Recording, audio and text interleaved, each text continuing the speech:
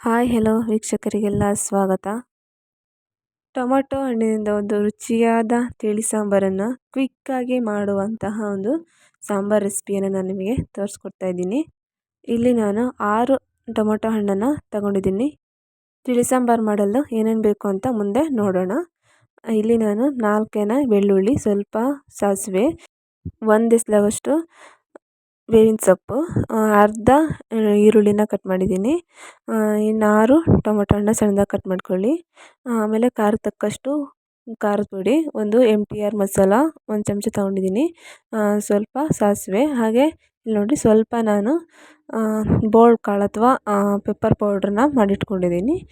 ಇನ್ನು 1 ಚಿಟಿಕೆಯಾಗಷ್ಟು ಅರಿಶಿಣ, ಆಮೇಲೆ ಸ್ವಲ್ಪ ಇಂಗು, ಇಷ್ಟೇನ ಇದಕ್ಕೆ ಬೇಕಾಗಿರೋದು. ಹಾಗೆ ಸ್ವಲ್ಪ ಬೆಲ್ಲವನ್ನು ಸಹ ತಗೊಂಡಿದ್ದೀನಿ. ಇನ್ನು ಹುಣಸೆ ಹುಳಿ ಎಷ್ಟು ಬೇಕೋ ನೋಡಿ ತಗೊಳ್ರಿ, ಯಾಕೆಂದರೆ ಅದು ಟೊಮೊಟೊ ಹಣ್ಣು ಇರೋದ್ರಿಂದಾಗಿ ಸ್ವಲ್ಪ ತಗೊಂಡ್ರೆ ಆಗುತ್ತೆ. ಇನ್ನು ಸ್ವಲ್ಪ ಜೀರಿಗೆ, ಆಮೇಲೆ ಇನ್ನೊಂದು ಸ್ವಲ್ಪ ಮೆಂತ್ಯ, ಇವಿಷ್ಟು ಒಗ್ಗರಣೆಗೆ ಬೇಕಾಗಿರುವಂಥದ್ದು. ಇವಾಗ ಒಂದು ಬಾಣಲೆಗೆ ಎಣ್ಣೆ ಹಾಕಿಬಿಟ್ಟು ನಾವು ಈ ಸಾಸಿವೆ ಮತ್ತು ಬೆಳ್ಳುಳ್ಳಿ, ಕರಿಬೇವಿನ ಸೊಪ್ಪು, ಈರುಳ್ಳಿ ಇವನ್ನೆಲ್ಲ ಹಾಕಿ ಉಪ್ಪನ್ನು ಹಾಕಿ ಸ್ವಲ್ಪ ಚೆನ್ನಾಗಿ ಫ್ರೈ ಮಾಡೋಣ. ಇದು ಫ್ರೈ ಆಗ್ತಾ ಬರ್ತಾ ಇದ್ದಂಗೆ ನಾವು ಟೊಮೊಟೊ ಹಣ್ಣನ್ನ ಹಾಕಿ ಮತ್ತು ಫ್ರೈ ಮಾಡಬೇಕಾಗತ್ತೆ. ಇಲ್ಲಿ ಟೊಮೊಟೊ ಹಣ್ಣನ್ನ ನಾವು ತುಂಬ ಸ್ಮೂತ್ ಆಗೋ ಥರ ಫ್ರೈ ಮಾಡಬೇಕಾಗತ್ತೆ. ಕೆಲವೊಂದು ಟೊಮೊಟೊ ಹಣ್ಣು ಬೇಗ ಸ್ಮೂತ್ ಬರೋದೇ ಇಲ್ಲ. ಆವಾಗ ನಾವು ಅದನ್ನು ಸೌಟಲ್ಲೇ ಅದನ್ನು ಸ್ಮ್ಯಾಶ್ ಮಾಡಬೇಕಾಗತ್ತೆ.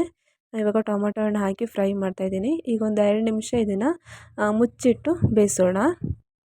ಇವಾಗ ಇದನ್ನು ತೆಗಿತೀನಿ ಮುಚ್ಚಿದ್ದನ್ನು. ಇಲ್ಲಿ ನೋಡಿ ಸ್ವಲ್ಪ ಇದು ಸ್ಮೂತಾಗಿದೆ. ಇವಾಗ ಇನ್ನೊಂದು 2 ನಿಮಿಷ ಇದನ್ನು ಹಾಗೆ ಬೇಯಿಸ್ಬೇಕಾಗತ್ತೆ.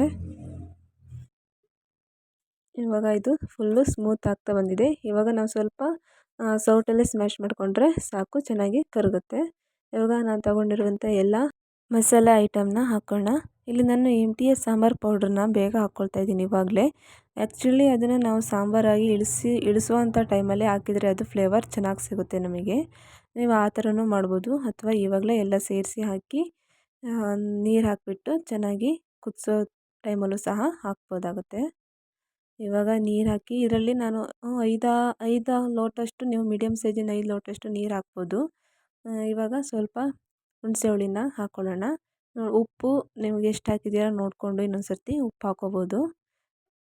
ಚೆನ್ನಾಗಿ ಕುದಿ ಬರ್ತಾ ಇದೆ ನೋಡಿ. ಇವಾಗ ಇದು ಹೀಗೆ 2 ನಿಮಿಷ ಕುದಿ ಬರಲಿ. ಫ್ರೆಂಡ್ಸ್, ನಾವು ಮಾಡೋಂಥ ಎಲ್ಲ ರೆಸಿಪಿ ನಿಮಗೆ ಇಷ್ಟವಾದರೆ ಖಂಡಿತವಾಗಿಯೂ ನನ್ನ ಚಾನಲ್ಗೆ ಸಬ್ಸ್ಕ್ರೈಬ್ ಆಗಿ, ಹಾಗೆ ಲೈಕ್ ಕೊಡೋದನ್ನು ಮರಿಬೇಡಿ. ಓಕೆ, ಇವಾಗ ಇದು ಕುದ್ದಿಯಾಗಿದೆ. ನಾನು ಇದನ್ನು ಗ್ಯಾಸ್ ಆಫ್ ಮಾಡ್ತಾಯಿದ್ದೀನಿ. ಇವಾಗ ಒಂದು ಸೌಟಲ್ಲಿ ಸ್ವಲ್ಪ ಎಣ್ಣೆನ ಕಾಯಿಸ್ಬಿಟ್ಟು ಅದಕ್ಕೆ ಇಂಗು ಸೇರಿಸಿ ನಾವು ಸಾಂಬಾರಿಗೆ ಹಾಕ್ತವಾಗ ಇದು ಚೆನ್ನಾಗಿ ಫ್ಲೇವರ್ ಸಿಗುತ್ತೆ. ಓಕೆ ಫ್ರೆಂಡ್ಸ್, ಇವಾಗ ಈ ಸಾಂಬಾರು ರೆಡಿಯಾಗಿದೆ.